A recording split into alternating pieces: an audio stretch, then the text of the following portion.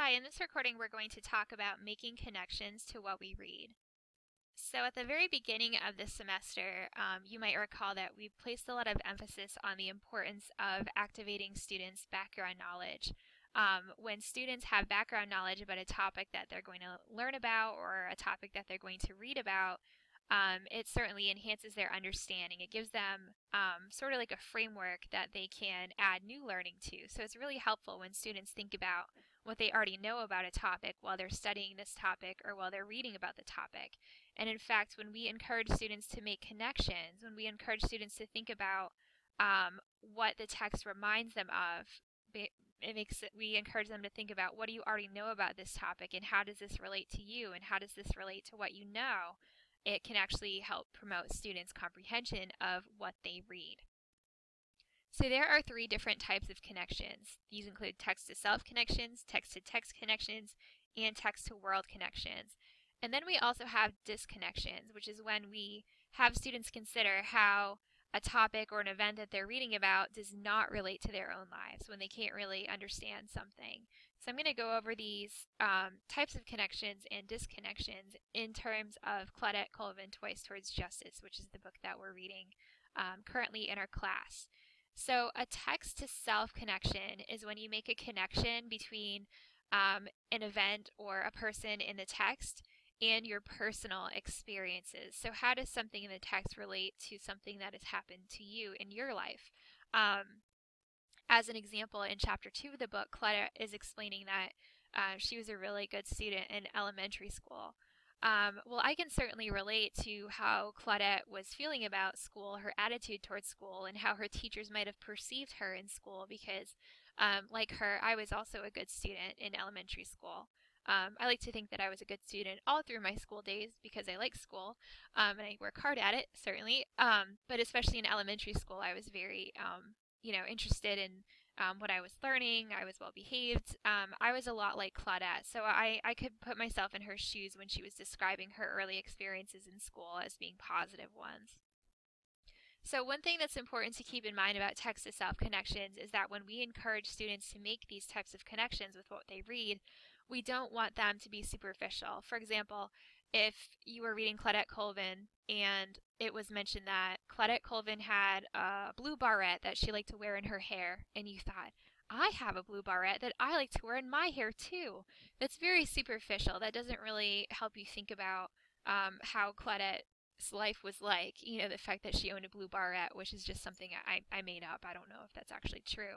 But thinking about ways, more substantial ways that you're similar to an event in the text and how that connects to your personal experiences is a much deeper and more meaningful connection, like the one I have here. I could really understand how Claudette felt in elementary school because I had similar experiences to her, so I could really get, and really put myself in her shoes in that sense.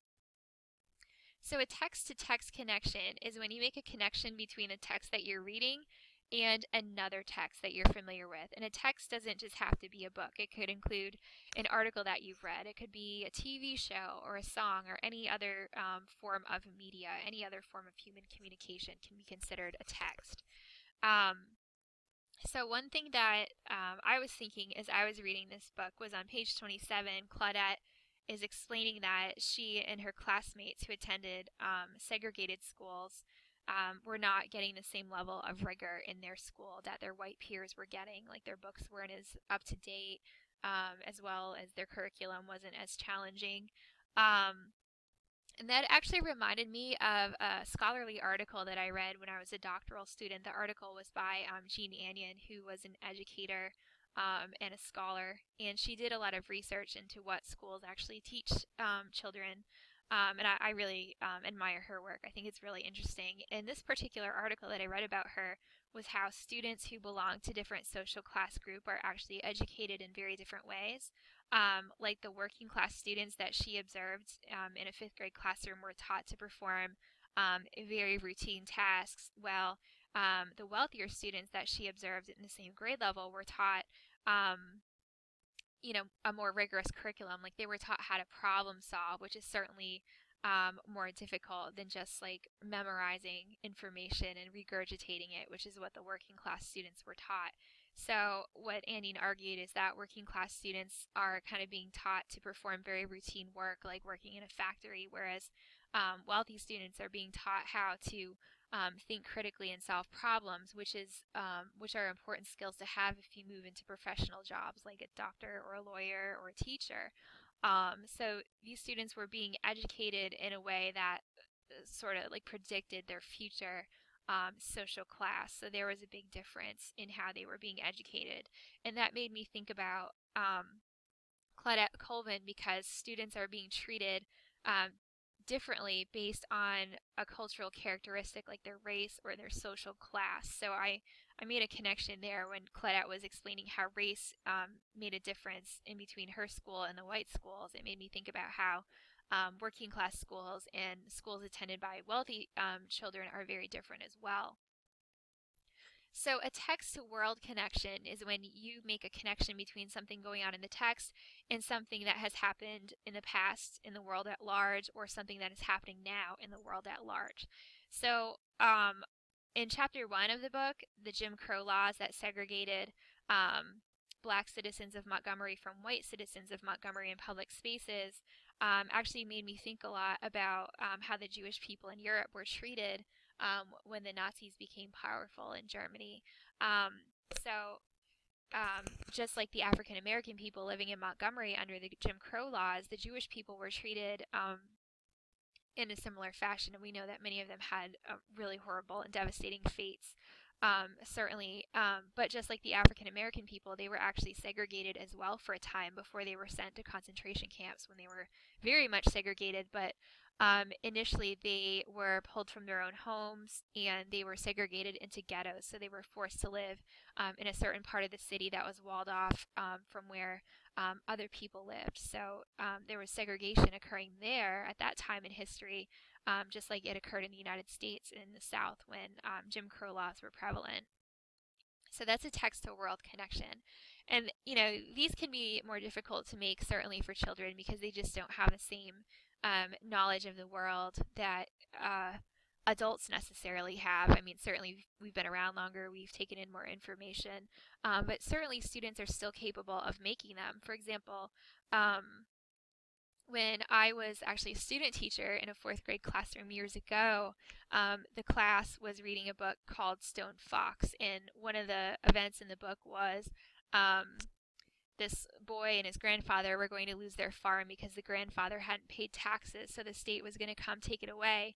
And a little boy actually made a text to world connection to that book, and he said, "Isn't that like what's happening now?" At the time, it was during the recession, when a lot of people were losing their homes because they had mortgages they couldn't afford, and there were lots of bad things going on with the economy. So he was making a connection, in a very meaningful and critical connection between an event in Stone Fox, a work of fiction, and what was going on in the world at the time. So I thought that was really interesting. So you certainly don't want to underestimate what students already know about the world. So they can certainly make these sorts of connections. I just tend to think that it tends to be a little bit easier for us as adults, since we tend to have more knowledge of the world and history than young people do. But not always. Not always. And then a disconnection is when you think about something in the text and you think about if it's difficult for you to understand or relate to. And by difficult to understand, I don't mean that you don't comprehend it in terms of your reading comprehension. What I mean there is that it's difficult for you to put yourself in the shoes of the person who experienced an event in the text that you're reading. For example, in chapter 3 of Claudette Colvin, Claudette's talking about how she and her classmates were always putting each other down and berating each other because they didn't have pride in their race as African Americans at that time in the 1950s.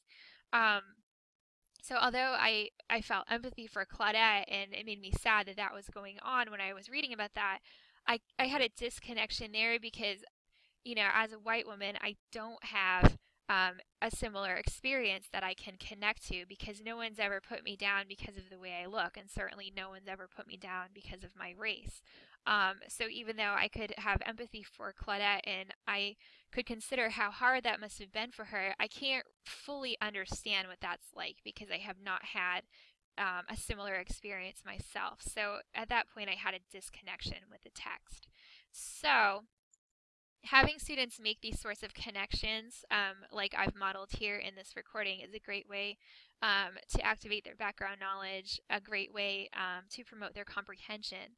So as a challenge to you as you move forward with your literature circle discussions on Claudette Colvin, I challenge you to talk about some connections that you are making or some disconnections that you are making with the text, and you can share those in your literature circle groups. So if you have any questions about this, please feel free to ask, and thank you.